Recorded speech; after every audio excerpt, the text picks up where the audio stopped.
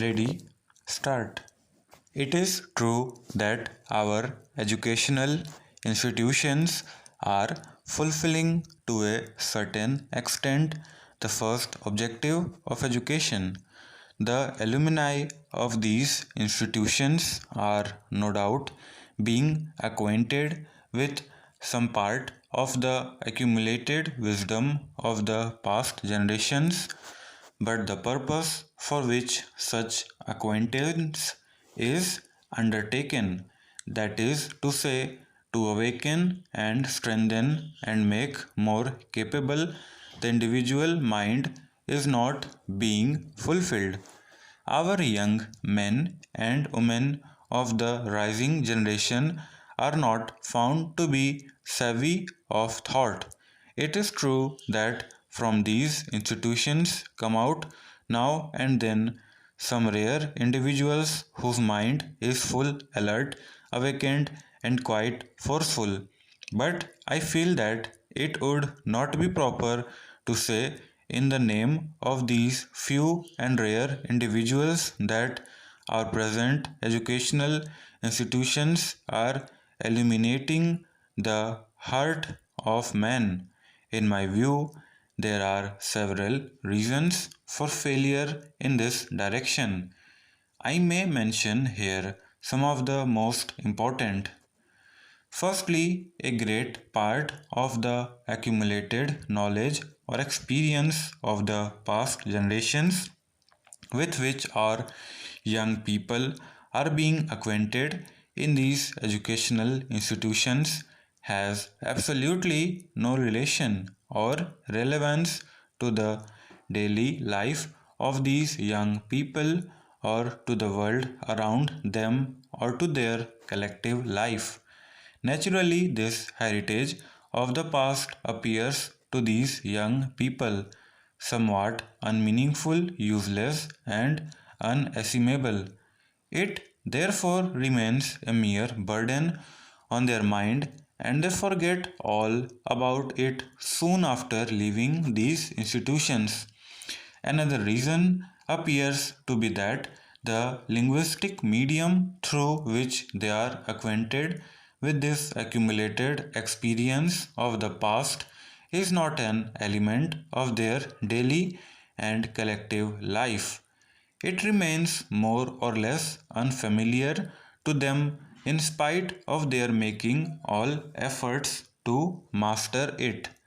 It is therefore quite natural that this heritage of ideas, instead of being a torch to the light, the lamp of their mind, has become a sort of absorbent which soaks up even the oil of that lamp, whereas this heritage of the past should have been a lever increasing 1,000-fold the capacity of the individual mind.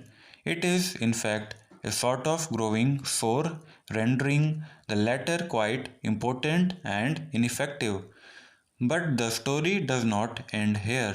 Our educational institutions are doing almost nothing to realize the other important objectives of education. Our students earn hardly for themselves after education. Even this is not all. Finding their labor for years to be quite useless and fruitless for their own life, many of our youths are becoming victims of blind discontent and anger.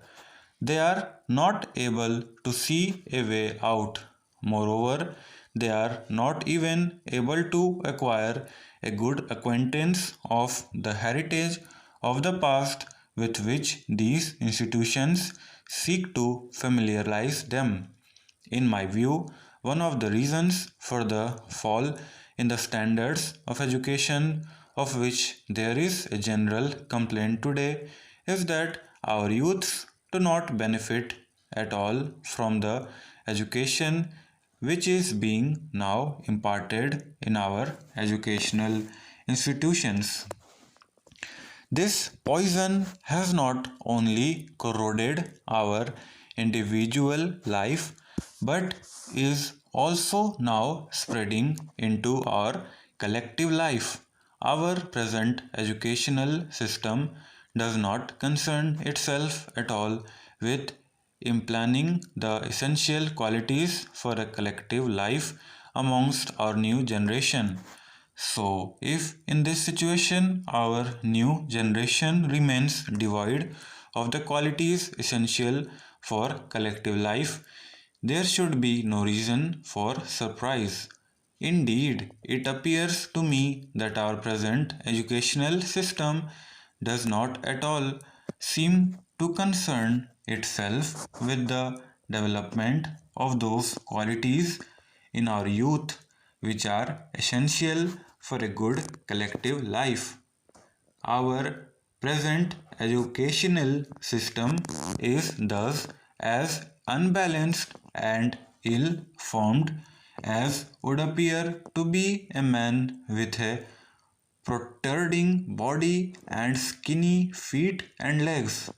Whatever may be that reason for this, the entire effort of our present day educational institutions seems to be merely to acquaint the students with a very limited aspect of knowledge and not at all to make them skillful at work or good social beings.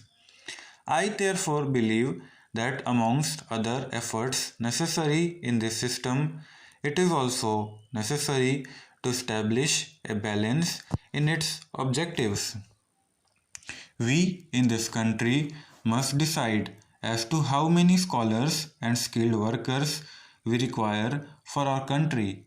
It is quite evident that for every age and for every country, both scholars and workers are necessary. But in the circumstances in which our country is placed today, we are in need of a larger number of skilled workers as compared to more scholars. We have to expand our economic production as early as possible so as to meet the needs of the millions of our countrymen. I may also add that amongst the conditions that have to be fulfilled for expanding production are a fairly good standard of health of our people and familiarity with modern economic and industrial organization and process. We have to work right now to realize these three objectives as mentioned earlier. Stop.